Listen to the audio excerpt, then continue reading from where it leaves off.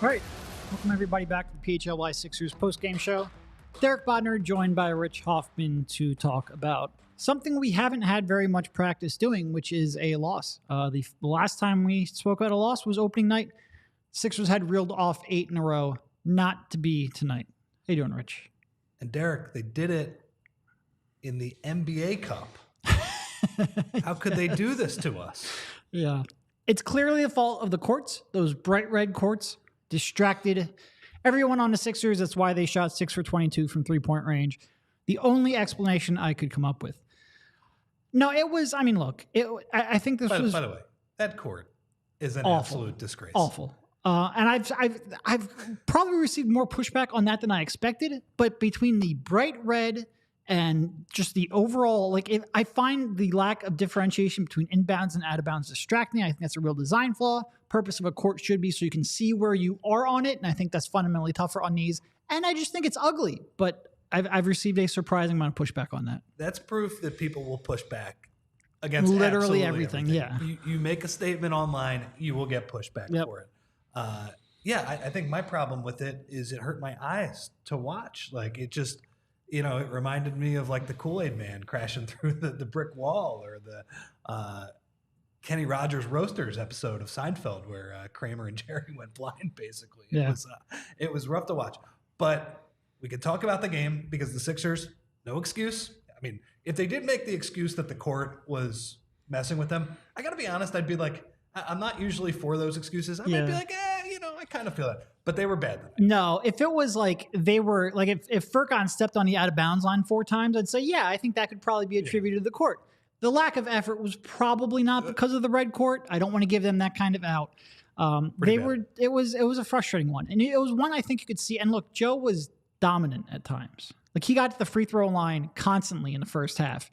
From about the mid-second quarter on, he looked like maybe the pace of the game or just how frequently Sixers were playing caught up to him. He did not look like he had a whole lot of energy here tonight. I thought that was really problematic in the fourth quarter.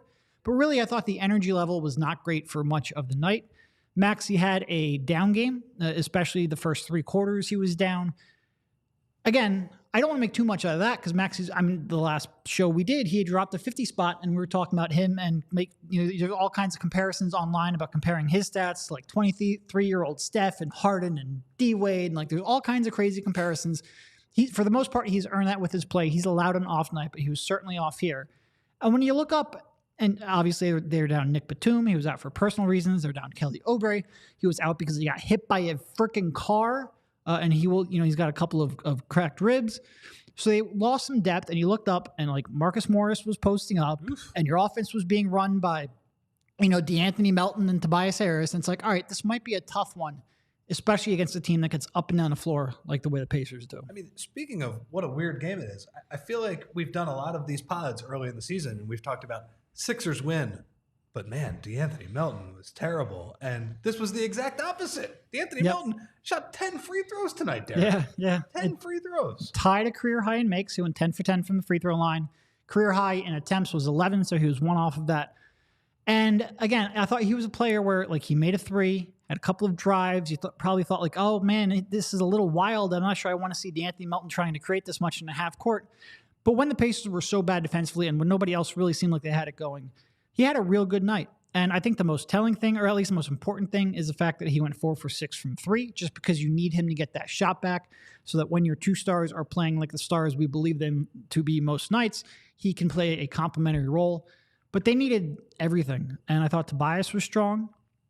I thought Melton was strong. I thought Paul Reed was strong off the bench, even though he didn't have much in the scoreboard. But you need your 2 stars to be stars. And Joel Embiid and Tyrese Maxey, again, especially Joel Embiid in the second half and Tyrese Maxey in the first 3 quarters, just had an off night. Yeah, and so I see a lot of comments in the chat where talking about Embiid's late execution, and look, I agree. But I would like to make the point that I thought the Sixers, their poor offensive execution in the fourth quarter was in large part due to Joel being gassed because they didn't get back on defense for 3 quarters. And, we were watching the game together here and we were talking about, man, Joel is completely gassed trying to get back. And how many times did, they throw the ball ahead to Obi Toppin and Joel has to go get him. and then Joel has to guard Haliburton on the perimeter. I really thought, like, as much as we can talk about the late game execution, which I thought was very poor, Indiana plays this goofy style of basketball where they don't really care about defense, but they are as committed to pushing the ball as any NBA team I've ever seen, and they are awesome at it. And you know, whether that's Haliburton, who was spectacular in this game, throwing the ball ahead, whether that's, you know, even when the Sixers get back, there are cross matches all over the place, and it's a very difficult thing to guard. And it's just like, you know, when Tyrese Haliburton is getting smoked, he's also getting smoked off the dribble. He's a pretty bad defensive player. Yeah. But when he is blowing by Pat Bev, when he's blowing by Rocco, when he's blowing by all of these guys off the dribble, and Joel has to go try and block that shot, and then the Pacers are getting the offensive rebound, like, that is a big reason I thought Joel was tired in the fourth quarter. Okay, now let's get to the fourth quarter, though, because I do think, like, look, Joe did lose the game at the end there. The shot he took up one over his head, which in the moment, I'm not going to lie, we both laughed at. Sure. It was ridiculous. And I think he thought he was going to get fouled, and he's just trying to get something up at the rim. But you've got to play for the shot there. Yeah. And I kind of disagree with a lot of the low effort on the defensive end from Embiid. Like, I think the Sixers were getting absolutely smoked on the perimeter, and that is just as much of an issue. Sure. And I think he was gassed, and I think that led to some late rotations for sure. Yeah. For sure. So, like, I think everybody was really poor on the defensive end tonight, and it just was not the type of game that was meant for him. But his execution down the stretch was brutal. I mean, shot over his head, miss. Then they single cover him again, and he bricks a dunk. Then he gets an offensive foul on the short roll when they go empty side pick and roll with Maxey. And then at the end, after they do get a stop, after one of his better defensive possessions, he was switched out on a Tyrese Haliburton. He gets called for a travel, bringing the ball up the court. So his late game execution, I mean, the play at the end where he ends up like firing he picks up his dribble and he ends up firing the contested 35-footer, nobody else is open. I mean, it was a disaster class down the stretch. Yeah, and he had that one possession where he picked up his dribble right after crossing the half-court line. Not a good game. Not a good game down the stretch for sure. And I thought the other real turning point in that game, like, he got all of Indy's big men in foul trouble in the second quarter, and they just couldn't get him the ball in the post. Indy was throwing out a very, very small lineup there to end that second quarter. Really thought they could have done a better job of exploiting that. They didn't. Just a tough game. And again, he ended up with, what was his final stat line there? 39 points, including 17 for 17 from the free-throw line. 12 rebounds, 6 assists. Did have the 5 turnovers, but just a struggle for very long. And it just looked like the pace got to him. Yeah, and I mean, he starts out good, right? He's making hook shots in the post. He put what? He put 2 fouls on all 3 of Indiana's big guys in like 5 seconds. And I will give a little credit. Miles Turner, I wrote in my notes, he is the president of the good player, but no shot against Joel Embiid club. No, he played well.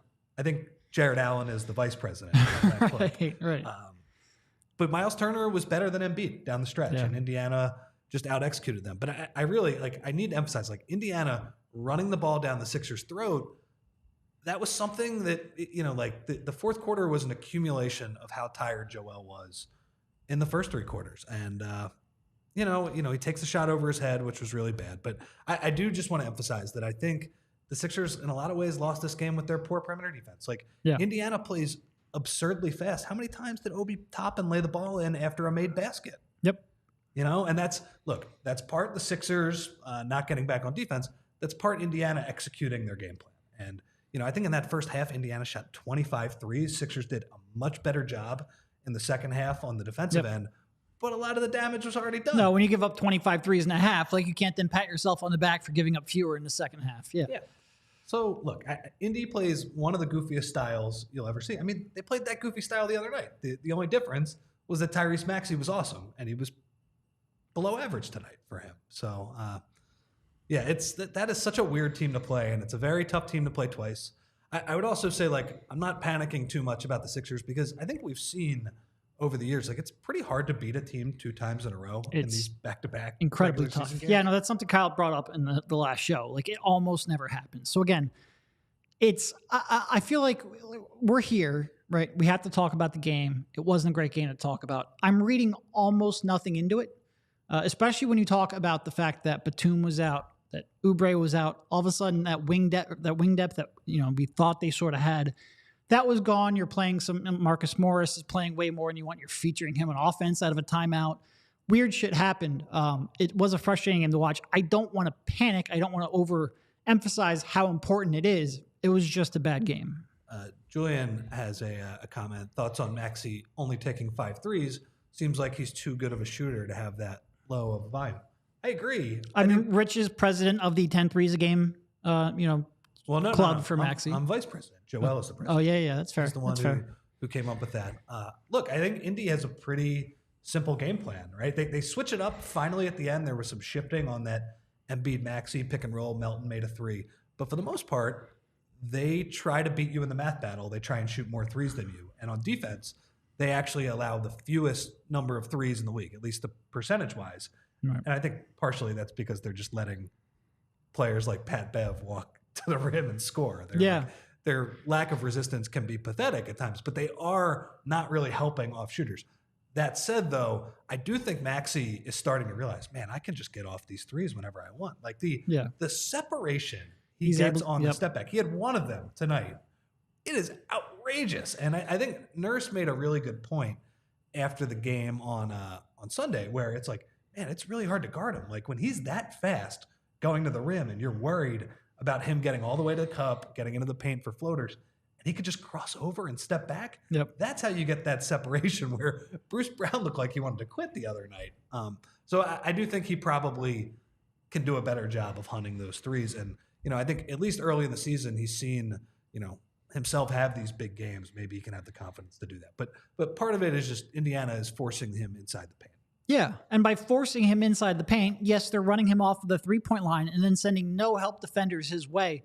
That's part of the reason why I think maybe some of this effort was a little bit frustrating. Because, again, outside of that third quarter, the Sixers really didn't seem like they were executing all that well against the defense in the Pacers, who's as bad as you will see in a league. And Rich and I are at points a little dumbfounded by how bad they are, especially how bad they are inside the paint. It seems like they have the personnel to at least be better. Maybe not good, but better. But there was driving lanes open all night. Rich mentioned it, like the Sixers would get in a late clock, give Pat Bev the ball, and he would somehow have an easy drive down the lane. And when that's able to happen, when DeAnthony Melton's getting the free throw line 10 times, this was a team in the Pacers who was ripe for being picked off. The Sixers just didn't execute well enough to do that. And again, I think some people will look at Maxey's line, and he ended up with 27 points, 6 assists. He shot 9 for 23 from the field and 4 turnovers. It was definitely an off night for Maxey. He left some things on the table. And do I care? No. Again, this doesn't change any of our evals on Maxey on the Sixers, I don't really think.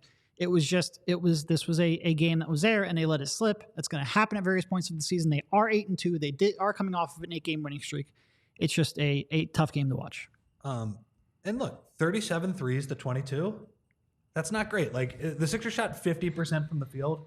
If you're going to shoot 22 threes against the Indiana Pacers, you got to shoot like 60% from the field, right? Like you got to be laying the ball in the freaking basket. And, I just felt like a lot of the Sixers, whether it was Joel got a little bit over his skis on some of his drives. I thought Maxey was a little bit out of control. Like give the Pacers credit. Like I thought Andrew Nembhard and Bruce Brown did a much better job of sticking to him in this game. Like Agreed. He did not get the same level of separation like he was.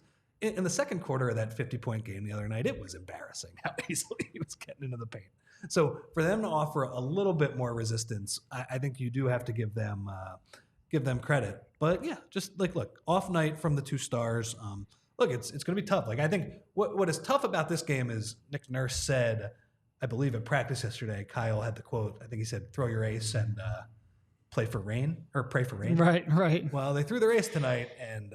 Yeah. Boston is coming in tomorrow with not just a rest advantage, but you just played the Pacers, which that's going to take a lot out of you just with how fast that game is. It's going to be a tough spot tomorrow night. Agreed. All right, let's take a quick break here to talk about our sponsors. This one here from Chocolate Milk. You were a big athlete. I'm sure you needed rest and recovery drinks. Not a big athlete, Rich is sort of on the shorter end of athletes, but he was an athlete in high school. Call me big? I'm not calling you big. You're just not tall. You're just not. And anyway, I'm getting a little off track here. You're calling me short. Okay. There's nothing I can do here. This ad from Pennsylvania Dairy Farmers and Team Chocolate Milk. Professional and college athletes, and even rich, have known about the power of chocolate milk as a refuel and recovery beverage for a long time. Chocolate milk provides high-quality protein for muscle repair, electrolytes for hydration, and calcium for strong bones. That's why studies consistently show that chocolate milk is an ideal sports recovery beverage. Whether you're recovering after a workout at the gym, a run around Boathouse Row, or a bike ride on the Schuylkill Trail, chocolate milk is an ideal post-workout beverage. Taking care of your body doesn't end when the clock hits zero on your workout routine. Give your body what it needs to properly recover. What could be better than a scientifically proven recovery beverage made right here in Pennsylvania that also tastes great? Learn more about how chocolate milk can help you refuel and recover after your next workout by visiting teamchocolatemilk.com. So, two things that I have on that. Has Haliburton moved ahead of Maxey in the great Tyrese debate? Man. Like, Maxey kind of edged him a little bit the other night. His stats over the 2 games were absolutely his stats on the season are outrageous. He's still leading the league in assists, right? Haliburton? I would imagine so. No, he was. So he was coming into the game. Yep, 24 and 12 coming into the game. So the last 2 games, 58 points, yeah, 32 assists, 0 turnover. Yeah. And look, I think Nick Nurse, going into this game, like, I don't know. It's easier said than done, but I think you have to just tell your team, look, guys, we're going to score against this team. Like, there are going to be moments where Pat Bev is driving to the lane and he's scoring like it's a CYO game or something like that. There are going to be times when DeAnthony Melton shoots 10 free throws because they can't keep him out of the paint. The entire game rests on our transition defense and how we get back after makes, our second efforts, our switches, our communication. And the Sixers were horrible in that tonight. Like, the Pacers deserve a lot of credit, but they completely ran the ball down the Sixers' throats. Tyrese Haliburton was a big reason for that, though. And I just, 58 points, 32 assists, 0 turnovers is he's good. Crazy. And he'd frustrate the heck out of me because he's really, really bad defensively. But he is just an incredible. The way he has developed his shot over the years, along with his playmaking, he's. When he was in Sacramento, nobody really thought or expected he would take this level of a jump. He has really blossomed running his own team. Really, really blossomed. So I think Haliburton is probably ahead of Maxey in that debate right now. But Maxey's making it a case right now. I think that would be fun, though, if the 2 Tyreses became kind of the next NBA rivalry. Yeah. And I think what strikes me, and look, Haliburton absolutely on the Sixers tonight. Was that the most important game he's ever played in his life? An NBA? He has not played a lot of high-leverage NBA basketball, if that's what you're getting at, yeah. And it's he strikes me as kind of not on the same level, but a Steph-like figure, where he's this awesome player, but he also is kind of the team leader, too. He's also the guy who everybody likes to play with.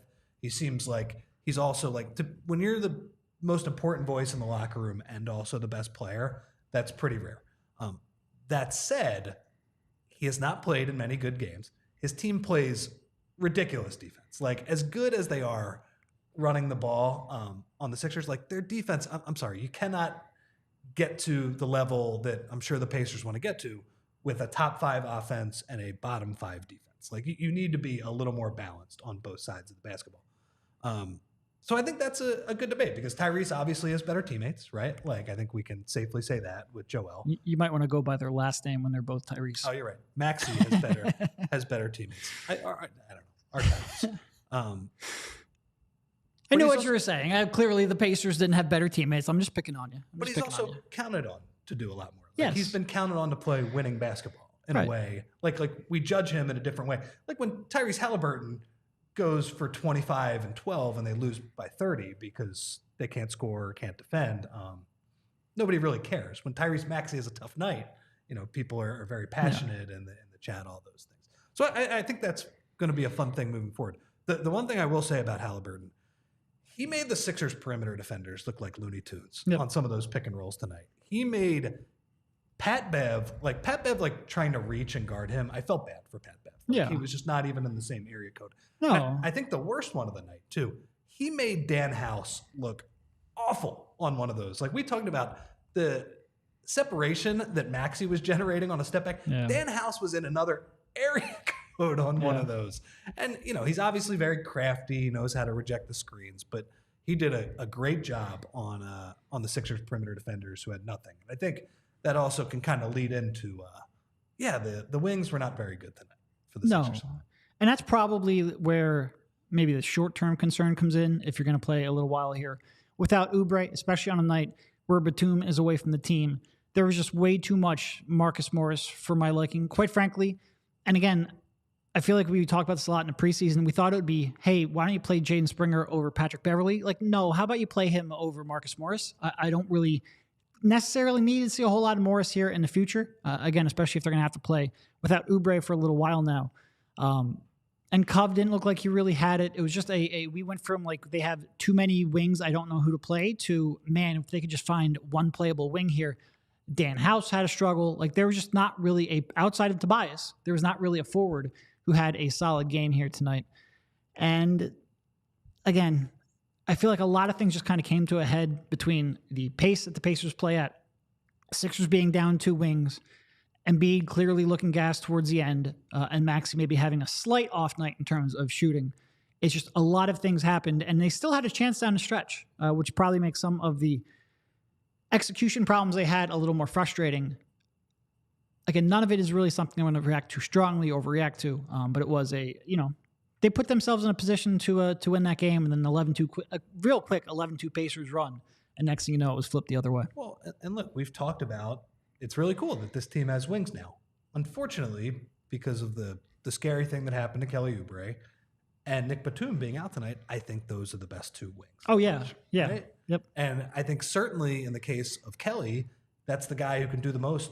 Both of them. Like they are the 2 who could do the most with the ball in their hands. And Kelly can do it kind of, creating his own shot. And Nick is the best ball mover. And just, especially someone like Nick, who you just trust their reads and decision-making, they really could have used some of that for sure, especially in the fourth when, I will give you an example of a play where I was just like, man, the wings are bad. And I think a play where Batum would have been very important. There was a possession, I think it was late in the second quarter, where Joel was getting fronted on the post, which is something we've seen a lot. And what the Sixers do is have a player from the weak side kind of cut to the free throw line so you can throw the ball over the top to him.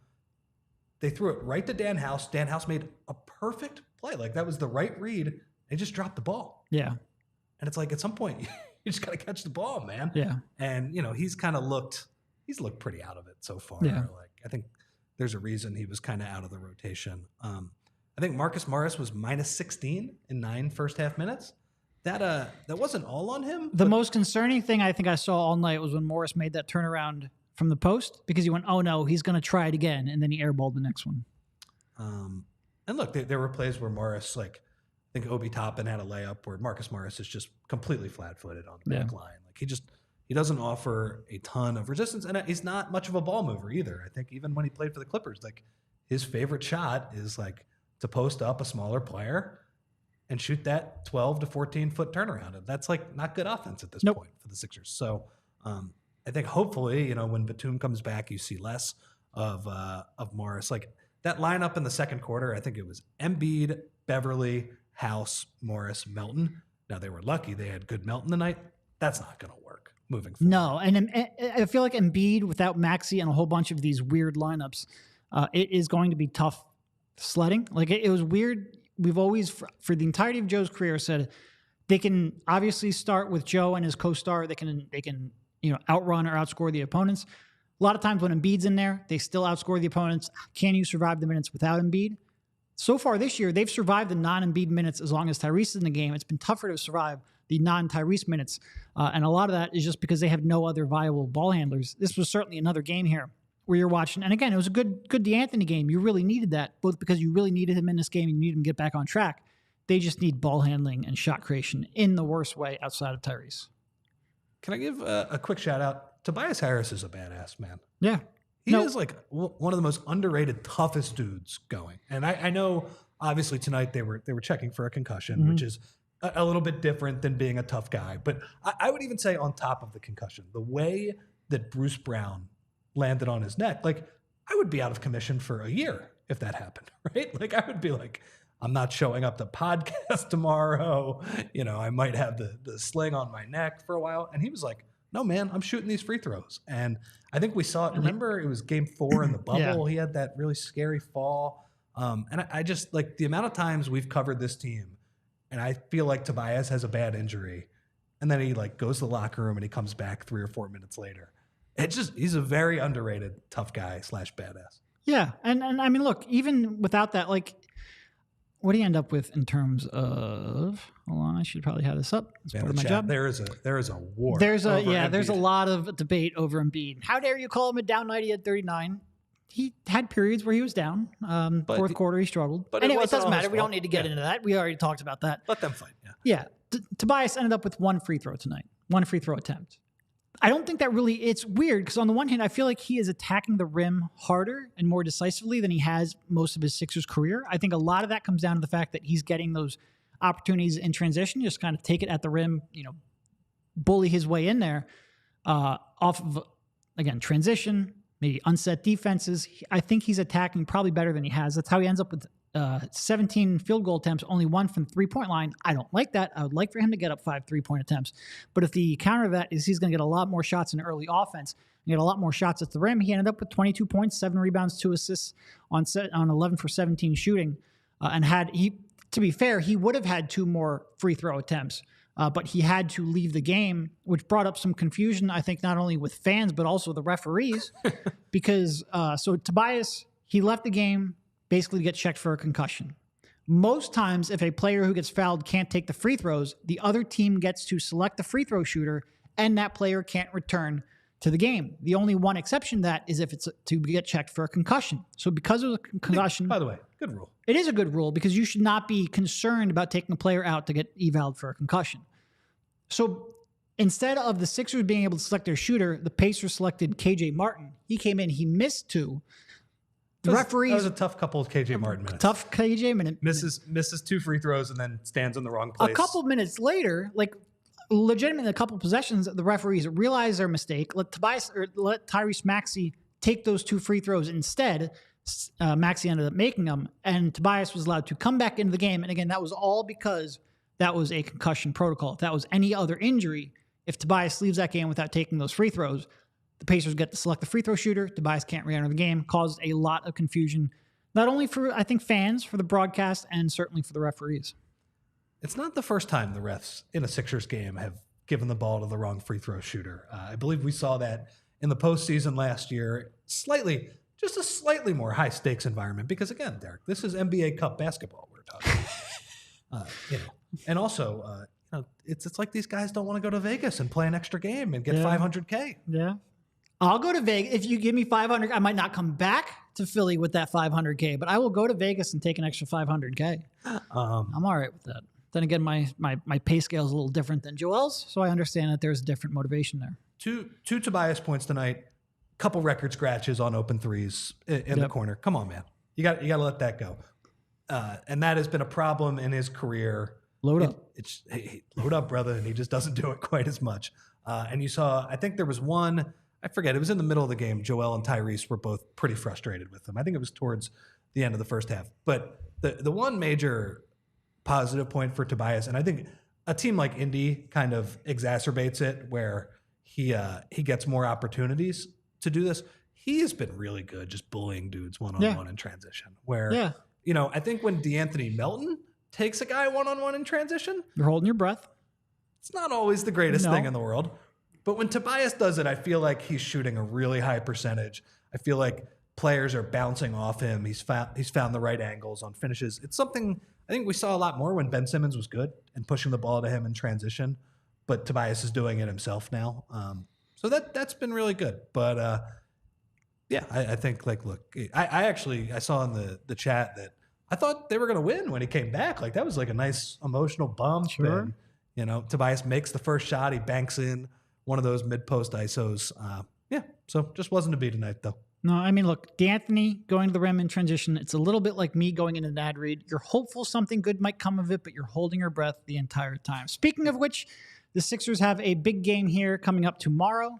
If you want tickets to that, you can still hop in on Game Time and find the best deal you can. You can get that right up to the time of the event.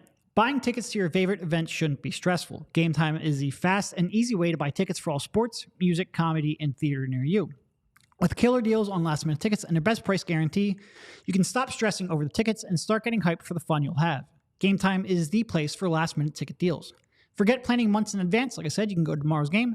Game Time has deals on tickets right up to the day of the event. And the Game Time guarantee means you'll always get the best price. If you find tickets in the same section and row for less, Game Time will credit you 110% of the difference. It's the fastest growing ticketing app in the country for a reason. You can get images of your seat before you buy, so you know exactly what to expect when you arrive. You can buy tickets in a matter of seconds. 2 taps and you're set, with tickets sent directly to your phone, so you never have to dig through your email.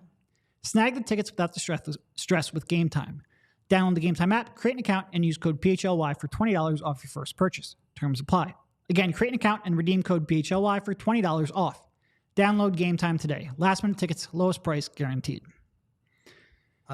Big thing too, just looking at the stats, offensive rebounding absolutely killed the Pacers on Sunday. Some huge plays by like Pat Bev was making plays to create extra shots for Maxey. It didn't happen tonight. Yeah. And, Joel was looking at his offensive rebounding. He was down from 8 to 3, but like Tobias had 4 the other night. He had 0 tonight. Pacers did kind of a much better job. And I just wonder. No, I mean, Pacers out-rebounded the Sixers. Pacers got 38.7%. Nope, that's running off of transition. I apologize. I can barely even read. Pacers still out-rebound the Sixers, getting rebounds on 22.4% of their missed shots compared to 19 for the Sixers. I think in the previous game, the Sixers almost doubled them up on the offensive glass. So that was a big change between the two. It just seemed like, I know that number, 22.4 doesn't seem like a lot. There was a stretch in the third quarter where it felt like Embiid was trying to attack, contest shots, and it just felt like Rocco and Maxey and Melton were just giving up boards to like Isaiah Jackson. Yeah, pretty much every possession. Where look, and that's another issue that Indiana presents the Sixers, where they run so much and they're so well spaced that they put them into a lot of switches, and they took advantage of it both, in isolation and on the glass. And I just thought like. It felt like a playoff series, and that the Sixers, even though Indiana had some good moments in the first game, it felt like they actually dictated the play in the second game. They came back. And look, that's a good learning lesson. And to that point, the frustration on the glass goes back to the other side as well. In the previous game, the Sixers rebounded legitimately over half of their missed shots, 52%, to come back in the very next one and only get 19%. That was one. Again, the Pacers are a very unique team where they will have some games where it's real hard to match up with them because they push the ball so well, because they get open threes. They're a real good offensive team who will stress you both in terms of bending your defense and also just stress your legs because they run up and down the floor nonstop. You have to make that up in other areas. One of that is getting the free throw line. The Sixers did that at various points. The other is getting extra possessions, which not only get you extra possessions, but then it's tougher for the Pacers to get out. Not able to do that at the rate they did the previous game was a pretty big factor, I think. And I do think this goes to show, like, hopefully Batum is back for the next game. I don't know how long he's going to be out for, but I just I've really liked what I've seen from Nico. Like, he's been just kind of that perfect connector piece, and it just felt like he fell a little bit short of that tonight, where Cove was a little bit unsure of himself. Some of those shots, there were some air balls in there from Cove. Wasn't his best performance. I think he's probably better suited on those bench lineups. Yeah, I mean, that's why he basically started, the first and third and didn't really play much out of that or after that. I don't think you can ramp up Cove to a 35-minute per-game player like you might have been during his first stint here. But they were just desperate. Like we talked about House, like he was borderline unplayable for most of the game. And they Morris too. Sure, that's 36 minutes that you can't get. You can't play those two 36 minutes combined. The Sixers just didn't have a ton of other options. And again, I don't want to it's Jaden Springer. I don't want to make too big of a deal of it, but just getting a young kid in there with a little athleticism to keep up in the track meet. Not that I think Jaden Springer is going to tilt the game or anything, but I'd rather see that than Marcus Morris. Look, and that's all. And there were key possessions. Alex in the chat said, let anybody else shoot threes, but Haliburton, I think that was true, but he took 12 of them. There were, I bet you all 5 of them that he missed were 30-footers. Yeah. And you could tell they were deep. There was a difference in quality between those after the Sixers cut off driving lanes a couple of times where, he's still going to be able to get that shot off, but you could tell good defensive possession. He's probably going to miss that shot. And after he misses that shot, you get to run it right down their throat the other way. And they just did not do that quite as much. Another guy who killed the Sixers tonight, our old pal, TJ McConnell. He's been a real pest both of these games. And we look at, like, we're going to talk a lot here of players they could acquire. I don't think TJ will be available because I expect the Pacers to be good, but that kind of a guard who can, at least advance the ball, who can help you break a press, and who can be just a complete and utter pain in the ass on defense. Maybe one of those might exist in Chicago. Who knows? We'll see what happens. He's talking shit to Joel the entire game. The entire game. And I'm sure Joel's talking shit right back, and they'll probably laugh about it afterwards. You would like someone of that ilk. I love that guy. And the fact that he has carved out this career is incredible. And by the way, when he nashes under the rim and he takes that 10-foot jumper, that thing's good every time. Yeah, that's why when Joe gave up that 12 or 15-foot baseline, it's like, Joe, that's his bread and butter. That's his real only shot in his arsenal. You got to take that away from him. You got to know that. It's one of those where the Sixers played bad defense. Now, he wasn't gnashing on that one, but that's the same spot. Yeah. And look, the Sixers played bad defense at times, but the ball found TJ open from three. That's when I said, okay, that's all right. Like, that's bad defense probably, but he's probably not going to make that shot. But TJ did get to a spot. I thought Melton got beat a couple times by him, even though his defense was good at times. Yeah. So anyway, I just realized we might have some younger players in the audience. Can you explain what gnashing means as a verb? Oh, gnashing means just dribbling under the rim and going out the other way. Right. Because Steve Nash. Yeah, because Steve Nash used to do it. He was the goat at it, but TJ is pretty good at it. Man, he gets some elevation on that thing too. So. Yeah. No, I love TJ. He's entertaining. A real good defender. Like I said, just another ball handler with a little bit of juice in their legs would be just absolutely fantastic. But I think we're going to wait a little while for that. I don't think they're going to make a move here until deadline, nor do I think they should. I think the next couple of months should be the Embiid and Maxey show, see what those two can develop into, and then see where your needs are from there. And I do think they will be, it'll be interesting. Like, we will probably spend way too much time on the show talking about who those options might be. Again, because I don't expect anything to happen for 3 months. So we probably don't need to devote too much time, but it's impossible not to wonder. Because I do think, despite a frustrating game today, the Sixers are going to be good enough that we're going to be left wondering, are they a move away? And I think that will be a fun debate to have. Real quick on LaVine. I think everybody can agree here. Like, even if you were in before, Maxey has made that. You don't need that skill set. And I think, again, he's probably a player that I think you and myself and Rich, and Kyle probably talked about quite a bit here in the preseason shows. I don't think the three of us have ever been super high on Zach LaVine. Not that we don't think he's skilled. When he's cooking, it's about as fun he's as incredible. any player in the league. But again, there are other games. He's not cooking every night. I've seen some people go, well, you weren't high on Kelly Oubre. Well, the difference is you gave up 0 draft picks and a minimum contract for 1 year for Kelly Oubre.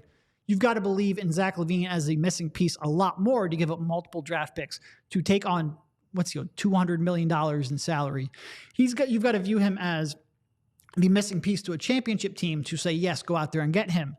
And the combination of his putrid defense and overlapping skill sets with Maxey and the jump Maxey has taken, I don't necessarily want to take Maxey, the ball out of Maxey's hand.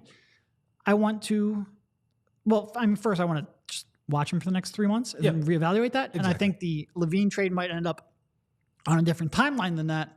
But also I want a player who can play both on and off ball and excel. And part of that means, buying in defensively and buying in not having the ball in your hands. And I'm just not sure that Zach LaVine is the right fit there. What about Alex Caruso?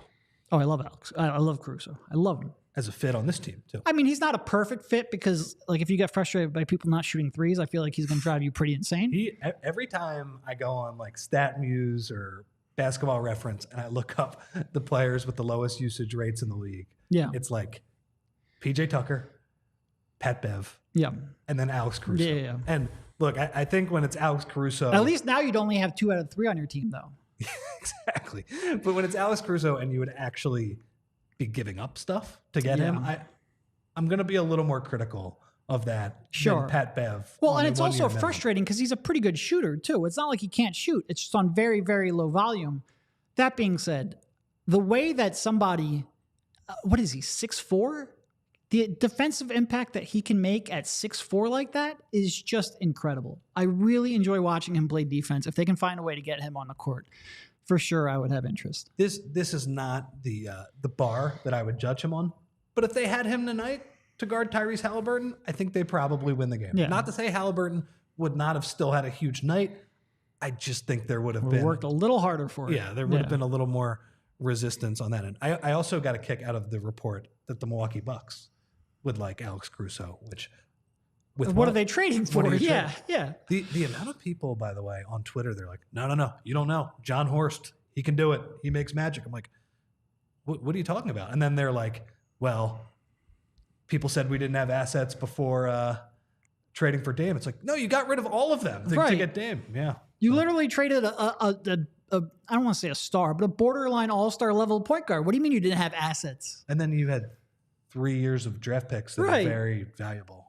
And now you have none of those, at least first-round picks. So I do think the other point with Caruso is that I think the whole league is going to want him. Like, I think the whole league is pretty much in on a player like that who, yeah, you have to live with his warts in terms of not shooting threes, but he fits on any roster with any sort of ball-dominant type of player. Yeah. It will, again, we have plenty of time to talk about that. He is certainly someone I would have interest in much more so than his teammate, even though his teammate is obviously much more talented, and will probably fetch a bigger price too. But, yeah. You know, I think the Sixers should blame for their loss tonight. Bill Simmons had Doc Rivers on his podcast to talk about the Sixers. Again. It's wild to me that Doc is going on Bill Simmons' podcast because those two did not get along for a very long time. But I think it's a bit from Bill Simmons where he's just trying to troll the Sixers fans as much as possible. It might be. He cannot take this level of success from the Sixers, so he needs Doc's commentary on this great start without him. I mean, that's wild. That's absolutely wild. No, I did not. If there's one podcast I'm going to skip, it's probably Bill Simmons and Doc Rivers. I think I'm just going to leave that one there and go on to the next one. There's actually been a lot of good talk about this team. That tends to happen when you start off 8-1 and when you have two players who are legitimately playing at an MVP caliber level, which, quite frankly, Tyrese Maxey was up until this game. He has had a blistering start to the season, so you will get a lot of national media attention when you do that. I guess, you know, there's a lot of things in the, of course, the two guys went the slower, balder, shorter white guy instead of Levine. Well, I'm not bald yet. I'm working on it. I'm not there yet. Well, as you can see, I'm getting there. But, and really the only reason I want him is for his hair. But ultimately, where do you fall in this game tonight? Like, I think the way Embiid played down the stretch was annoying. It was annoying. It was an annoying game that I probably don't care too much about. I think that's what it is. Like, I think if we continue to see Embiid play like this, then it starts to get a little more worrisome.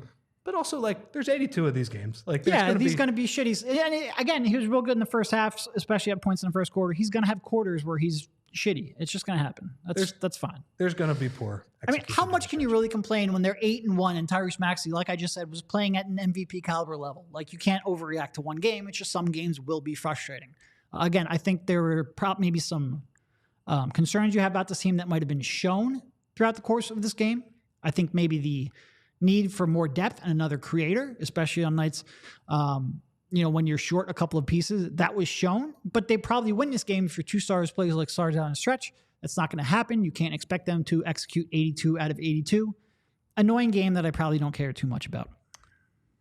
I think that's right. And I think it's probably a bad matchup for them too. Like a team that can push the ball like that, get out in transition, get those open threes. Like, that's a tough matchup. Even though the Sixers should be able to get whatever they want inside, that's a tough matchup for them defensively. You know what it kind of reminds me of, to use a baseball analogy? It kind of reminds me of like when the Phillies score 10 runs in a game and then they can't hit at all. They basically get no hit in the next game, kind of like World Series Game 3 and Game 4 last year against the Astros. It just reminded me of that, where, you know, Maxey has this 50-point game, and I think the whole country and the national media is on ESPN. They finally realized, like, oh shit, not only was he awesome last night, he's been terrific for the first 10 games. Like, these are, like you said, if you compare some of these numbers to star guards, it's pretty crazy. It just felt like this is a game they were going to lose. They were going to come back to earth, after kind of such a triumphant win. And it's also a bad matchup because that team, if you don't match their energy, they're going to run the ball down. Yeah, even on a 2 games in 3 nights, the Pacers are going to come out with energy for sure. I mean, we said it very early on in the first quarter, like this feels like a loss. And that was even when the Sixers' energy was pretty good. It still felt like a loss. It's real tough, like we said, to beat a good team twice, even in a 2-game home set. It's real tough to win 2 straight. It's so weird because I don't think it's quite as hard in the postseason. Maybe that's because the teams kind of know that they're going to go back home and it's not necessarily a do or die thing. But I feel like the Sixers have actually probably won more of these 2-game sets in our time covering the team, but it feels like whenever they're on the road and they lose a tough game, like I remember at the beginning of the year against Toronto last season, they looked absolutely horrible. I think they went to 1-4. Then they don't play with Embiid in the second game, and Maxey goes absolutely insane. It's just one of those things where I think the second game clunker happens to a lot of teams, not just the Sixers. And look, I thought they were pretty bad tonight. They're obviously down Oubre and Batum. They didn't get killed. Right, it was really poor execution down the stretch, but it was a very winnable game, and I think that speaks highly of the Sixers. Like we certainly haven't seen them get blown out yet this year. Yeah, no, I mean the only other loss was a 1-point loss to the Bucks. All right, one quick word here. If you have any questions, drop them in the chat. We might get to Kyle here in the 4th segment, checking in from the Wells Fargo Center. Before that, a quick word from FOCO. FOCO is a leading manufacturer of sports and entertainment merchandise with a product line that includes apparel, accessories, toys, collectibles, novelty items, and more. It's the best officially licensed gear for all sports and fandoms. With it being football and tailgating season, it means that overalls, hoodies, hats, sunglasses, bags, everything you need for a game, FOCO has. And FOCO has hooked PHLY up and provided awesome pieces for our sets. FOCO always has our back for Philly sports, and they have yours too. Get the best gear around by using the link in our description. For all non-presale items, use a promo code PHLY for 10% off. Yeah. So outside of that, I think what have you made of Paul Reed so far this season? Because I feel like he struggled really for the first 5 or so games. Played a little bit better here of late. I think defensively his activity has been good, and those minutes that they're playing without Embiid, they're pretty much winning them all, including. Obviously, I think pretty much every minute Paul Reed has played this year has come alongside of Tyrese Maxey. And when Tyrese Maxey is on a 9-game heater like he was coming into this game, that certainly helps those plus minus. But what do you make of his overall play here in the early going? Look, I think for me, the bar for Paul Reed is how are they faring in those minutes? And some of that comes down to how Maxey is scoring. Is he carrying the offense? But it feels like he hasn't been quite as active. I don't know. It feels like last season when the Sixers were playing well in his minutes, he was everywhere, right? Like he was getting hands on balls, he was getting a bunch of dunks. Now, part of me thinks that some of that was due to James Harden. Like I think James Harden was a perfect fit with Paul Reed. Yes, where for sure. He would spoon feed him these layups, and I just don't think Maxey is quite there with Reed yet. And like, look, they'll probably get there.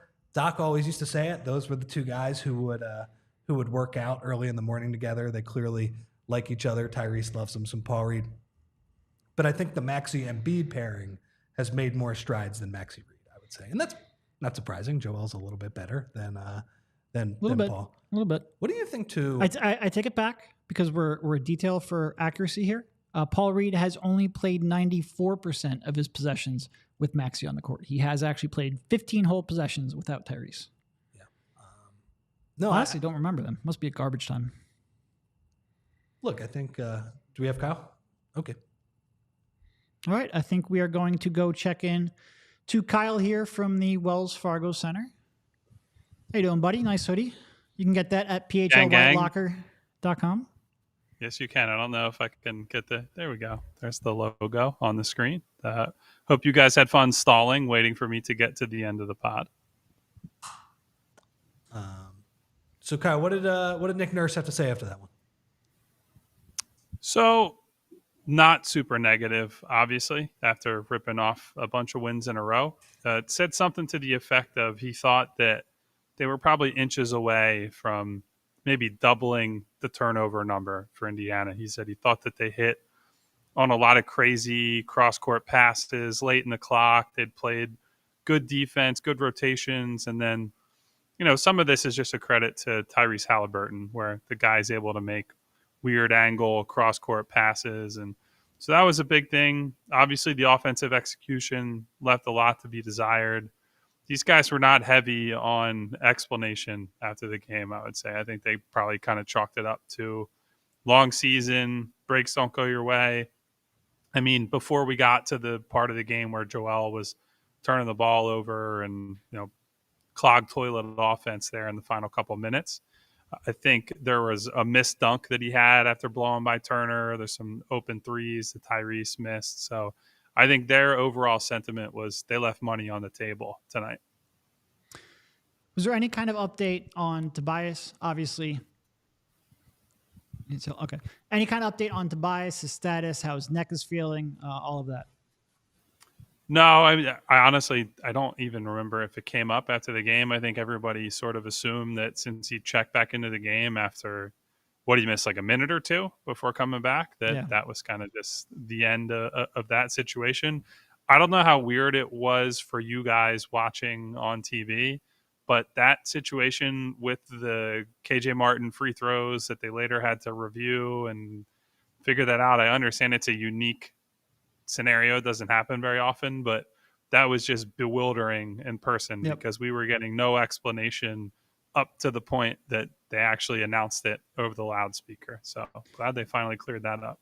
Well, it was kind of weird because when Tobias was able to check back into the game, obviously if you're not able to shoot a free throw, normally you are not allowed to come back in.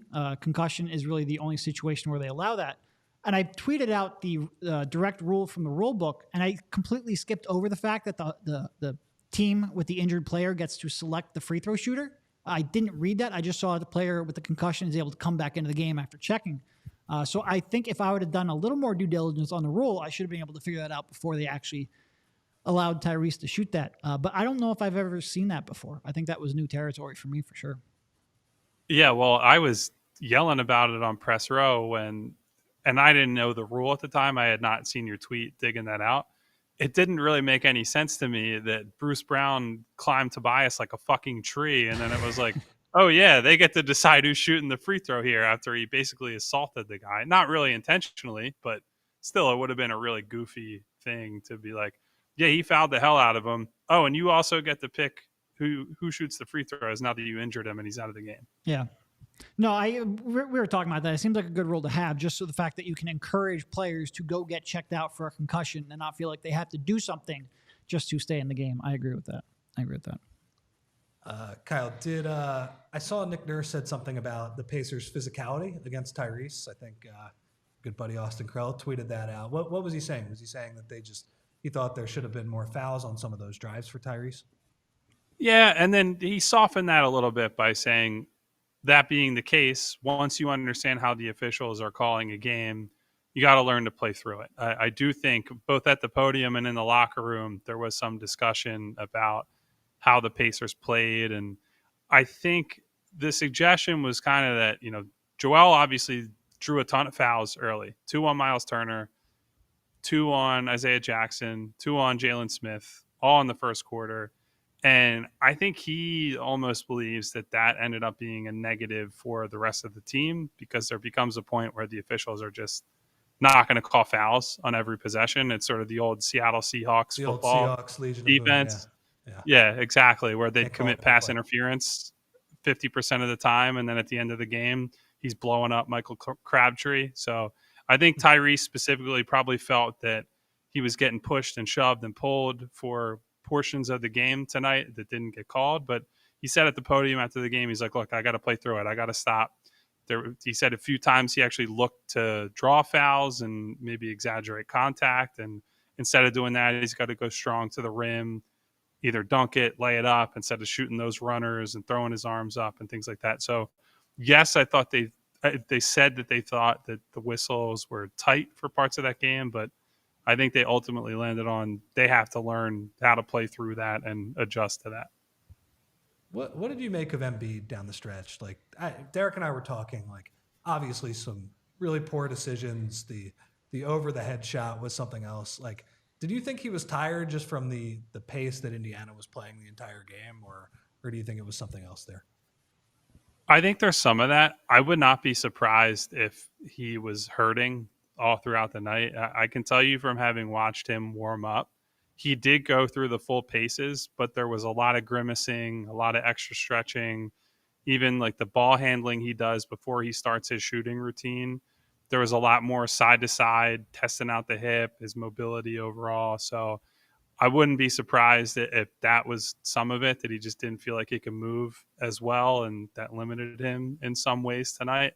That's certainly something to keep an eye on for tomorrow against Boston. I know there are the rules regarding stars sitting out of games on national TV, and so we're going to have to see how that plays out tomorrow night. But would not shock me if he misses tomorrow. I know he's obviously always wants to play, period, let alone against Boston, but I do think there are maybe some mobility and pain concerns right now. Yeah, he was what, questionable with left hip soreness coming in? Yes, and that was a true game time decision as well. They did not tell us until about 20 minutes before the game. Do you have any kind of sense on whether Nick Batum will be available? And if not, do you think did Nick Nurse in this instance talk about his rotations at all? Maybe the decision to go with Marcus. How do you see tomorrow shaking out in that regard?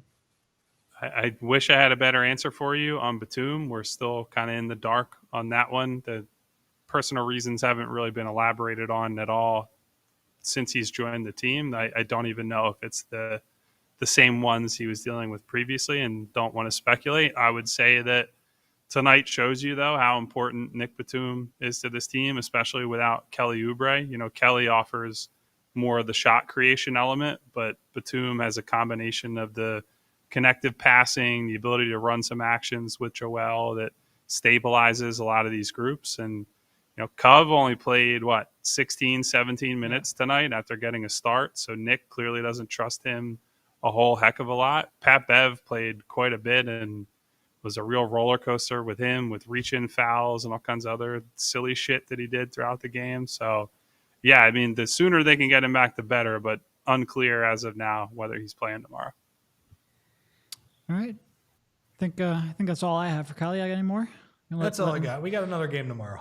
Got another game tomorrow. He got a little bit of a late night because of that whole review situation. That seemed like it took about 45 minutes out of all of our lives. Thank you for jumping on, Kyle, and I'll see you soon. Yeah, geez, it's almost 11 p.m. Get the hell out of there, fellas. Seriously. I'll talk to you soon. All right, we did have one super chat come in from Bill, which we want to make sure we get to here before we close out. He notes that the Sixers currently have the fifth fewest threes in the NBA. Any idea how they can fix this or if it is an issue? And I think two things are worth pointing out. First of all, the actual overall volume is even worse than that. Yes. They came in in terms of percentage of their shots, threes made up only 29.4%. That is the second fewest. Only the Hornets take less. But it's also worth pointing out they came into the game with the what's the overall rank? Hold on. I think it was a third ranked offense. It's a different page. I don't have it up anymore, and I can't remember stuff for more than 2 minutes. Yes, actually the second ranked offense in the league. So it hasn't been an issue yet. And again, this is something that I feel like we talked about before, especially in the preseason when we went like, all right, here's Nick Nurse. You know he wants to shoot threes. How much of a difference can he make? They're never going to be like the top ranked or towards the top of the league because of Joel Embiid. And I don't mean that in a negative way, but he operates a lot from the mid-post area, a lot from the mid-range. He's going to take a good volume of shots from there. He's going to take a good volume of your shots. Because of that, you're never going to be like the Golden State Warriors. I would like to see them take a little more, though. And this comes back to, like, we talked about this a little bit with Tobias. We talked about it with various players. Even Tyrese at times you'd like for him to take more, although I think he's been good more often than not in that regard so far this year. And I think this comes back from, like, you just don't have that elite passer or even really positive, like, good secondary passers where some of these corner threes would come from. You know, whether it is sort of like the Harden pick and roll or the Harden skip pass that the pick and roll would open up. You don't have anyone really capable. I thought Tyrese made a real good pass like that here in the game. Unfortunately, it went to Patrick Beverley, who came up about 2 feet short. But you just don't have very many players who, when you kick the ball out to, even if they're just attacking the closeout, there's just not a lot of creativity. I do think the corner threes, or any threes really in particular, is one area that shows up. Yeah, and look, their like location effective field goal percentage is actually pretty high because they shoot a ton at the rim. And I would also add, I don't have the numbers in front of me, but I think they're either 1 or 2 in free throws right now, which is exactly what you want from a Joel Embiid team. And it's not even like they're a huge like mid-range team. Like they're right in the middle of the pack in terms of mid-range jumpers. So like you mentioned, they're taking generally good shots. They're coming a little more at the rim than from 3. That's okay. But they're just, I don't think they're ever going to be a super high volume, even with someone like Tyrese, who I think could be. And what was Tyrese averaging? Like maybe 8 attempts per game coming into this one. They just don't have very many volume 3-point shooters, especially if Cov's not going to play a major role. I don't think it's going to be a strength, but I would like to see them move up a little bit for sure. And some of it is even Melton. Like, you know, when he would miss 1 or 2 in these early games, like it felt like he was passing some up too. You know, you see tonight, you know, he gets up 6 because he's feeling pretty good about himself. Pat Bev also just passes up a ton of them too. Yep. Look, I think the Sixers are 29th, as Derek said, in their percentage of 3-point shots. You would like to see that. It's still going to be in the bottom half, but you would like it closer to average, I would say, is the way I would put it. And that's everybody, right? That's Tyrese going up from 8 to 10. That's Tobias taking a few more. That's probably Nico Batum playing, right? And he can fire up some kind of quick contested ones. You know, have you seen Batum's kind of got the one where he's got like the no dip ones where he just catches it and goes right up with it, which is nice to see. The old Clay. Yeah. Yep. So, and the old Furk. Furk was working on it too. Yeah. Furk can do that as well. Furk probably played a couple minutes tonight. Let's move on from him. But I'd like to see that number go up a little bit, but it's also hard to complain too much right now. Right. When you have a top 5 offense. They're currently, like I said, 2nd in the league in offense, 3rd in the league in shots at the rim, 8th in the league in short mid-range shots, and 1st in the league at getting the free throw line. So if we see it change where like maybe that amount at the rim goes down, the free throws go down, mid-range goes up, that's when I get concerned if there's no then corresponding increase in threes. But if the threes are being taken up by free throws and rim shots, no, I'm okay with that trade-off. Look, and there's a balance to be had there. We saw it last week, but Boston is 2nd in the percentage of threes that they take. Look, that game was when 3-point shooting goes wrong. They took terrible ones. They were contested. They were not putting any pressure on the rim. It's like, they got up a lot of threes, and you see it after the game. Joe Mazzulla is like, well, we took a lot of threes. And it's like, well, how did you generate those, man? You know? So there is a little bit of a balance. I will say, though, like in tonight's game, did not think the Sixers did a good job leveraging the 3-point line at all, right? Yeah. If they're going to pressure up on you at the 3-point line, Joel, you got to score more one-on-one. Tobias, you too, and Tyrese as well. So, like, look, not a huge problem right now, but you would like to see that number creep up a little bit. I think it's probably something I'm concerned about, not so much because I concern too much about the overall attempts, but because I think it's a reflection of their lack of players who can really break anyone down off the dribble and force a rotation. I think that will concern me, but it's more the skill set that they're lacking rather than the overall 3-point attempts. Well, and it also might get worse before it gets better because you mentioned the lack of kind of ball handlers who can get into the defense. I mean, Kelly Oubre isn't kicking out too many of them. Any of them, But he, like any of them. Yeah. But he certainly is a threat to, like, you know, has to be covered, those type of things. Also, he takes them once in a while, too. Yes, for sure. All right. I think it's probably a good enough place to end it. Like I said, a frustrating game, but not one that I really concern myself too much with. I think it would be fascinating if these two teams do end up meeting up here in April, but we're still a little ways away from that and probably a major trade away from that. Thank you, Rich, for jumping on, and we will talk to you soon. See you, man. I appreciate the Embiid civil war in the chat that was going on for the hour, too. Good job, guys. All city like the mayor.